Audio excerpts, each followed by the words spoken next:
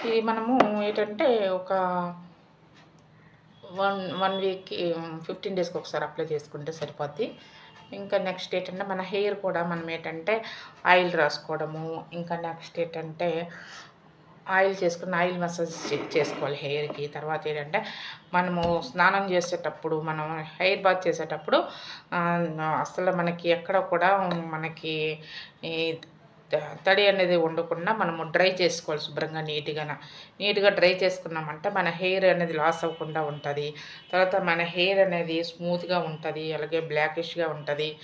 ఇంకా నెక్స్ట్ ఏంటంటే మనము హెయిర్‌కి ఏవన్నా అప్లై చేసేటప్పుడు 15-20 మినిట్స్ కన్నా ఎక్కువ ఏది ఉంచుకోకూడదు.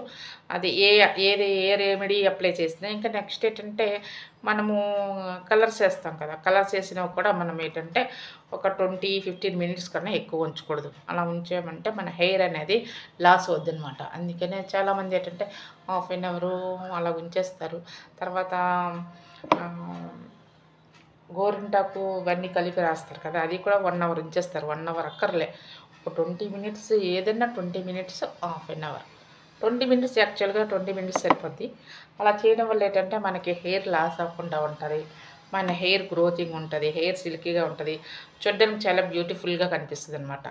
ఇలా మనం ఈ ఈ హెయిర్ కూడా మనం కేర్ తీసుకుంటే మనం హెయిర్ లాస్ అవ్వకుండా ఉంటది. మనకి హెయిర్ చూడండి కలర్ నేను ఎక్కువగా గోరింటాకు యూజ్ చేస్తాను. గోరింటాకు అండ్ మందార పువ్వులు యూజ్ చేస్తుంటాను 15 డేస్‌కి ఒకసారి. తర్వాత ఏంటంటే